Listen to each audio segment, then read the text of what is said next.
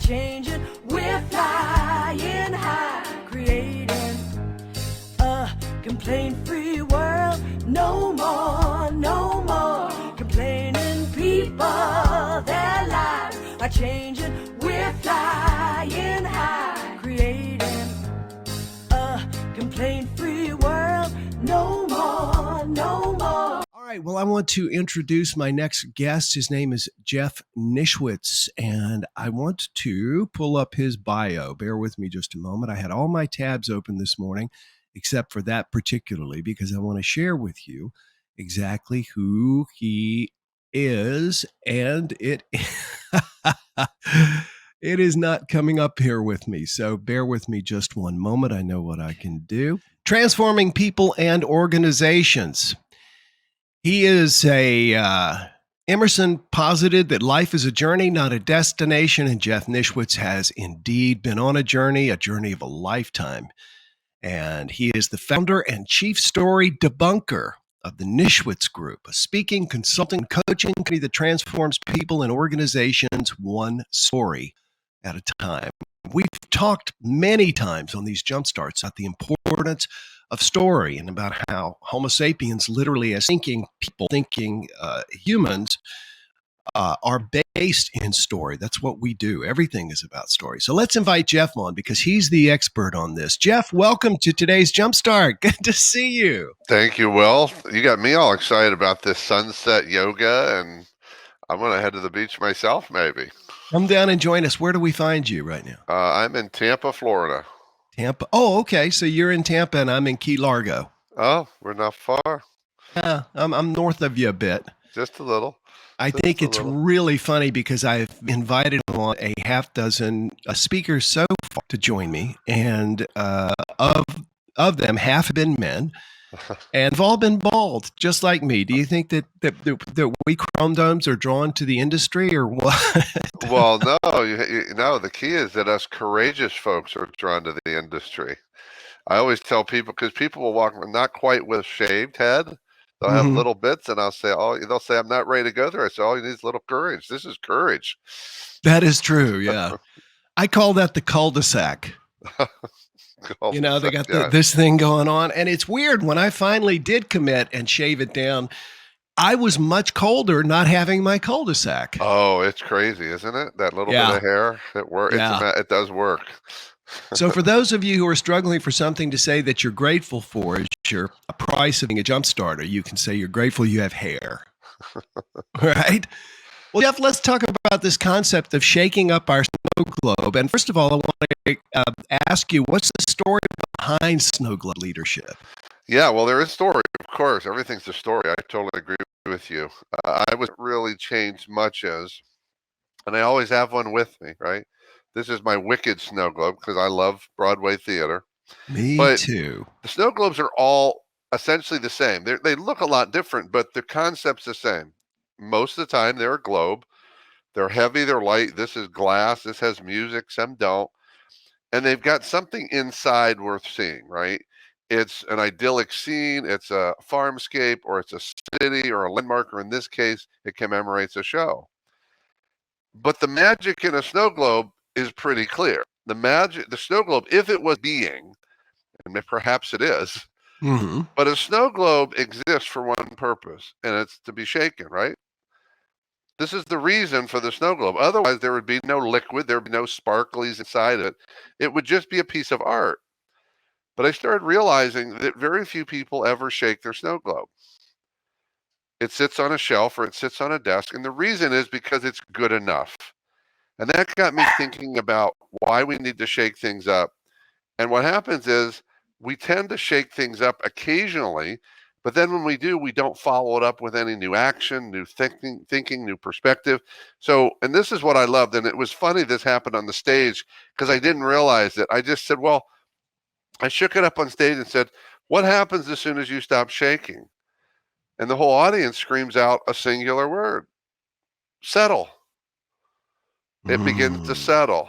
And I went, wow, that's really cool. I had planned on that. And that is true because, so the concept is it's vital to continually shake our snow globe and to also remember that if I don't shift a perspective or an action, nothing really changed. And as soon as I stopped shaking, everything settles and becomes okay. It's good enough, whether it be my life, my relationship, my leadership, my culture, and my business. So my friends say that they believe that I contraption with the snow globe in my hand and shaking constantly. Far off, because I tend to intentionally look at everything as if it was shaken up and say, well, okay, that's what we all believe, but what happens if we shake things up and see if there's another way to see this? And I tend to have a lot of conversations that end with this sound. A lot of people say they want to have an aha moment. I tend to offer people a moment of that's interesting. So that's the story of the snow globe and the whole concept. And how do we apply it to our own lives in practicality? In other words, I love the idea of not shaking. It almost reminds me of the Hippocratic Oath, first do no wrong. And we seem to run around stirring things up in our own lives. I know in my work about complaining that, constantly complaining makes things worse, not better in our lives. Well, and I love the complaining piece because it's something I've been thinking about recently. This is my example of shaking things up. I hear an old saying, and I always have this, when you think about old sayings, you go, why are they old? They're either because they're still wise or it's just an old habit, right? Right. And someone recently said to me, they're going through a difficult time, a client, and they said, well, that's easier said than done, is what they said. Now, I've heard that for decades, as long as I've been alive. It's easier said than done. But as soon as they said it, what hit me was, well, but it's easier done than complained about. So good. Which is the phrase that will serve us, right? There's a shakeup right there. That's the number one thing that people say to my posts on Facebook, because I post 3-4 times a day, and I'll encourage this behavior or this attitude or whatever. And the number one thing people say is that is easier said than done. And I've always thought, of course it is. Anything is easy. I'm going to get out of bed. If I say that is easier than getting out of bed, but anything worthwhile must be done. It must be put into physical form and activated. Yeah. So I'm an and person. So take that and say, is it true that it's easier said than done? Yep. I can't disagree with that. It's true. And it's easier done than complained about. And how much energy is going into the complaining. Yes. So, that's just, you asked, how do we apply it? Mm-hmm. We start, and this is probably the hardest part. And when I opened a workshop recently with this invitation to the attendees, I said, for the next couple of hours, I want you to just assume that everything I tell you is 100% true. I'm not going to tell you that it is to me, but I'm going to ask you to assume it for the next 2 hours, because if you don't, every time you hear something that's different than you're used to, you will naturally close it off. Because we are wired, you talked about human beings, we are wired for self-protection. We are wired for comfort. And so how do I shake up my comfort zone? I've got to do something to ultimately clip that wire, which is, I'd say in many ways, I am there. But first I've got to just turn it off. So I'm going to plant a different assumption. I said, look, when you leave here, you can then decide that everything I've said is bull. But for the next couple hours, just assume that it's true. Be open to that possibility, because without the possibility, nothing will change. So why is it important for Snow Globe leadership to emerge now? I mean, with so much going on in the world. Oh my gosh. It is so vital now. And it's interesting you say that, Will, because over I would say the last year, the first year of the pandemic, it wasn't as much true, but the last year I've had a lot of pushback of people saying, I get your concept, Jeff, but frankly, I'm shaken enough. I don't need any more shaking. Yes. And I said, well, see, that's where we've got it wrong, because the truth is we need more internal shaking. when we're being externally shaken, because the shaking we've experienced the last 2 years is external. It's happening to us. Right. And so when I'm focused on that external shaking, this is the word people don't like, but that's my role, is to tell the truth. That to me is a victim mentality. I'm tired of being shaken by the world. Well, if you don't want to be shaken by the world, you have to shake yourself. Change your perspective, change how you experience life, change how you interact, change how you relate. And when I think about that, I'm a kind of visual person, stories and visuals.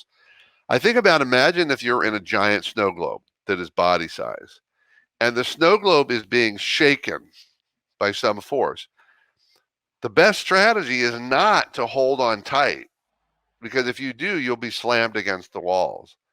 The key is to stay in motion while it's being shaken, because that's your best hope of having a smoother ride. It's still going to be bumpy.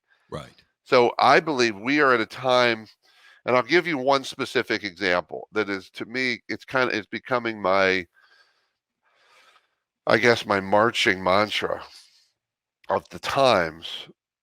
I think of what we've seen over the last 2 years, and we've talked about it, we've written about it. I'm not seeing enough being done about it. Is what has been the mental health impact of these times on us?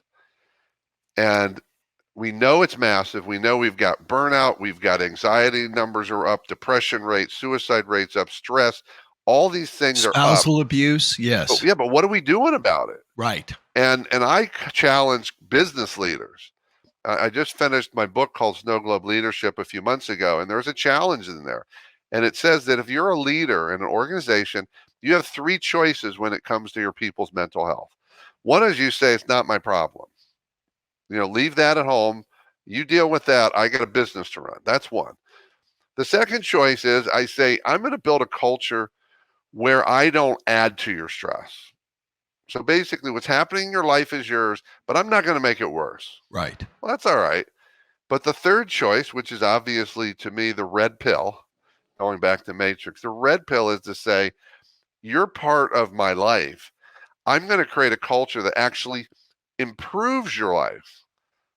Not neutral, but it actually improves your life. By you being here, you will have an experience here that helps mitigate and diminish all the stressors you're having in your life, not just the ones at work.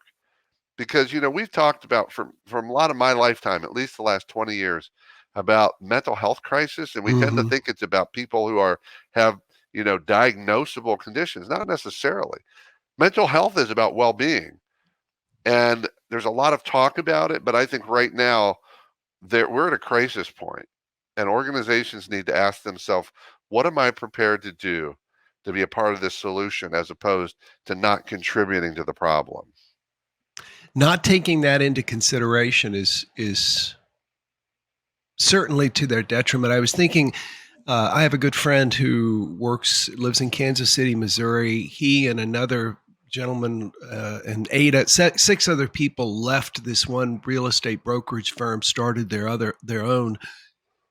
And this is their 10-year anniversary, and their valuation is like $25 billion in 10 years. It's just unbelievable the amount of money that they make. However, they put first and foremost, they wanted to be elected every single year as the best place to work in Kansas City. They wanted to make their people happy and healthy, both physically and emotionally, and provide and encourage them to take time off, but also to work hard and to really care about them. And you're right. There is a bottom line benefit to what you're talking about. As in the National Speakers Association, they often say there are hard topics and soft topics. And really, when you slice it down, a hard topic is anything that affects the bottom line. And certainly what you're saying definitely affects the bottom line. What do you see as the future for leadership using this snow globe idea, this concept? I mean, because you don't want to constantly be shaking things up. It seems like that in and of itself might lead to impetuousness, burnout, things like that. Well, but think about this. We've got to distinguish, are we shaking things up for ourselves or shaking things up for others? The problem is we're trying to shake other people's snow globes too often, and that creates the stress and the uncertainty. What we want to do instead is invite others to shake their own snow globe. because this is where I push back. I I want to be shaking my snow globe every day, which means that all that means is I'm open to seeing things differently. I see a different perspective. That to me has never created burnout for me. It's given me a sense, and this is the key, and this is what served me so well during the pandemic. It gives me the limited control I have in this world. I only control me, and for the most part, I control most of me. There's some emotional reactions I don't control, but we're so caught up in this arrogant belief, I'll call it arrogant, that we actually control things around us. And here came this pandemic that said, actually, that's not true. And I think that was one of the biggest challenges of the pandemic. People came to realize something that was always true is they don't control anything except themselves. I have the ability to influence other things, but I control this. So my ability to shake things up, which means sometimes as simple as just seeing something differently, that never burns me out. It empowers me. Got It it. lifts me up. It reminds me that I am not a victim. Well, so then because I know you talk a lot about empowerment, that basically empowerment is certainly fed by our ability to see things in new and unique ways. What do you feel keeps people stuck in seeing things the same way? I told the story the other day about our apartment complex here, a condo complex, and about how we were talking about getting an on-site manager, and they had tried it 20 years ago and it didn't work. And so they still see it as something that cannot work. So why do you think people get stuck and are afraid to shake up their snow globes? Well, at the most basic level, it's the same answer to almost every question about behavior that doesn't ultimately serve us. And it is our natural instinct and inclination towards safety. From the time we were children, we were taught to protect ourselves, not by people often, but by our circumstances. So we have an innate, a natural sense of self-protection. And that serves us for a while in our life. But for the most part, it gets in the way. And so a lot of times I'll tell clients, look, assume that every one of your reactions is protection. And now assess it through the lens of protection. And comfort is a form of protection. Even though, and this is the fascinating thing, and I'm sure you've seen it, Will, if you talk to, they say that like 80% of people don't like change. Right. But that's not actually true. It's the way they ask the question. Because if you go to 100% of the people and say, look, in 5 years, everything about your life is going to be exactly the same. How many people are going to say, yeah, I'll take that deal? Probably a handful. And most of those are in the midst of some crisis right now because they're tired of the True. other crisis, right? They want change, but they want to control change. They want to know what it's going to be. They want to know how it's going to turn out. They want to have a script, and that's not how life works, but that's that self-protection mechanism. So my natural instinct is to protect. And when you start, it's fascinating when you start looking through the lens of self-protection. The number of aha moments is staggering. Where you look at a behavior and go, imagine that's for self-protecting. What are you protecting? Oh my God, I'm protecting this. I don't need to protect that anymore. So now I can start to shift the perspective, shift the behavior. But I've got to be willing to acknowledge where it's coming from. That's the simplest answer to your question, Will. It's just fascinating because I've never thought about this idea. You've just sort of knocked my brain off the rails. This idea, Jeff, that everything we do is based on protection, and that would include things we do or don't do in business, risks we do or do not take. And that shaking up of the snow globe is being open to and taking some of those risks and trying new things. And that's really where we're going to find change. Why do you feel there's so much focus on impact these days? Well, I'm a big fan of impact Okay. because to me, impact goes deeper than outcomes.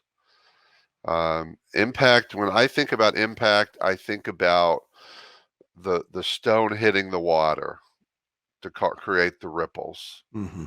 Right? I can build a bigger machine. I can get somewhere faster. I can have objectives and goals. But when I think about impact, I think they equate to ripples for me. And here's the thing, though, and this is I don't think being talked about enough, Will. People will say, I want to have more impact. I said, actually, you don't. There they go, how do you know what I'm thinking? Well, I know what people are thinking because I know how people think. We all have impact. Every day we have impact. The question is it the impact we want to create? And and are the ripples of the size and direction we want to have? When I talk to leaders and managers or individuals, one of my core concepts is talking about these series of impact questions. Like, what was your intended impact? What was your intended message? But what might have been your unintended impact and your unintended message? Because we have impact all day long, but people think it's this thing of, I need a bigger job, or I need a bigger role, or it's got to have Yes. more meaning.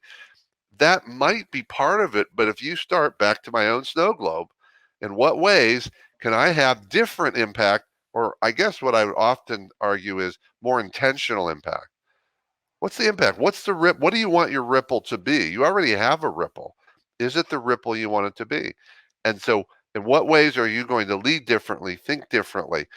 What needs to be shaken up or shaken off in order to create that intentional ripple? So I'm a big fan of impact when we go a little deeper with it. I can imagine. Yeah, and I love that analogy. People do tend to think, well, once I've got a big platform, or how can I have impact? I work alone, or whatever. But as you say, impact is not neutral. We're even impacting our own lives.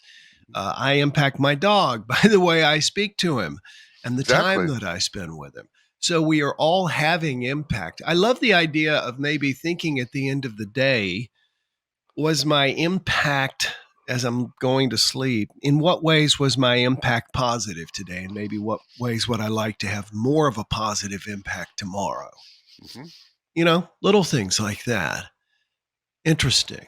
So tell me more about your book, and tell me when it's coming out, and how people can learn more and get information and possibly buy a copy. Well, the good news is it came out. It came out in November of 2021, so it's still Awesome. fresh.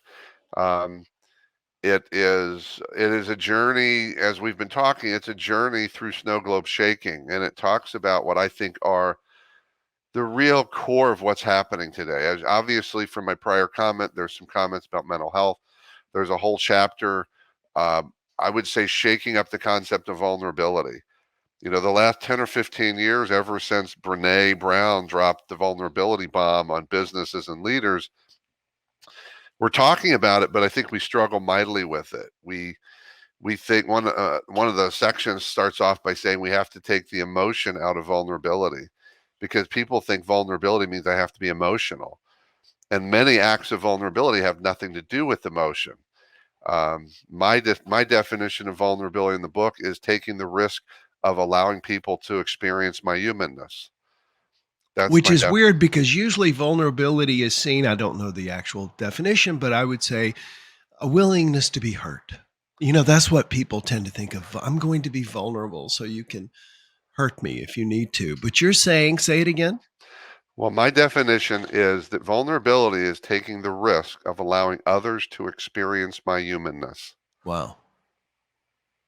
And there's no shame in our humanness. There's nothing No, wrong with our humanness. Therefore, there is nothing to feel right. sad or uncomfortable or unhappy about. That's a Well, and you're right, Will. There's the problem with the word is, and this is, I think, a real struggle.